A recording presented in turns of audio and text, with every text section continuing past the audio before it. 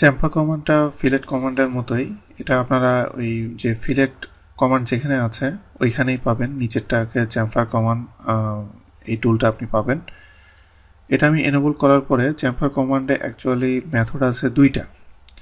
আমি যদি সাব অপশনের ভিতরে ক্লিক করি তাহলে এখানে দেখেন দুইটা যে মেথড, একটা ডিস্টেন্স মেথড, একটা অ্যাঙ্গেল মেথড। আমি আপনাদেরকে প্রথমে অ্যাঙ্গেল মেথডটা দেখাচ্ছি। অ্যাঙ্গেল মেথডে গেলে প্রথমে আমাকে লেন্থ ফিক্স করতে হবে। আমি প্রথমে লেন্থ দিলাম 5 এবং অ্যাঙ্গেল দিলাম 45।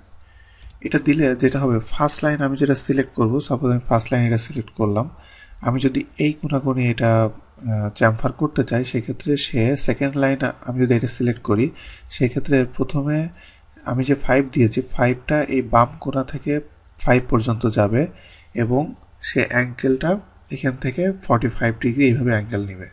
আমি যদি সেকেন্ড লাইনটা সিলেক্ট করি দেখেন এইভাবে এটা চ্যাম্পার হয়ে গেল। এরপরে আরেক ধরনের চ্যাম্পার আছে, সেটা হলো ডিস্টেন্স মেথড। ডিস্টেন্স মেথডটা হলো দুইটা ডিস্টেন্স আমাকে দিতে হবে। আমি প্রথমটাতে 5 এবং দ্বিতীয়টাতে আমি যদি 2 দেই তাহলে সে যেটা করবে, প্রথম আমি লাইনটা সিলেক্ট করলে সেইখান থেকে 5 যাবে এবং দ্বিতীয় লাইন এটা সিলেক্ট করলে এখান থেকে সে 2 ইউনিট নিচের দিকে যাবে, যে চ্যাম্পার করবে। দেখেন এইভাবে এটা চ্যাম্পার হয়ে গেল।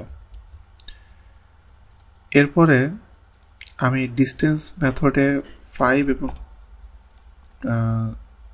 ডিস্টেন্স মেথডে 5 এবং 2 দিব, কিন্তু মাল্টিপল চ্যাম্পার করব 5 এবং 2। এরপরে রাইট বাটন ক্লিক করে মাল্টিপল দিলে যেটা হবে, আমি চ্যাম্পার করার পরে স্টিল এটা চ্যাম্পারের ভিতরেই আছে।